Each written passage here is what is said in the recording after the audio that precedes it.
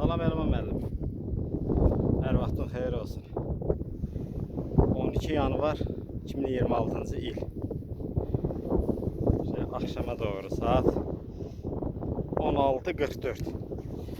Ben burada ağaçların hamısını ektim kurtardım Allah'ın izniyle.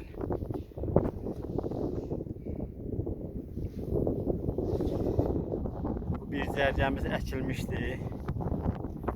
İkinci zərgəmiz əkilmişdi. Buradan bu üzəni lan ikisini de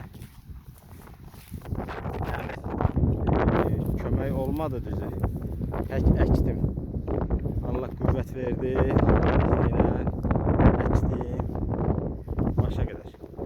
Ağaclarımız kurtardı. Allah'ın varizlərini canını salamat eləsin. Mekanı yeri cennet olsun. Allah bütün şehitlerimizin yeri cennet, mekanlarımıza eylesin. İki zərgə idi, indi burada oldu 4 zərgə. 4 zərgə ağacımız var burada. Yekunlaşdırdım. Eve de getməmişəm.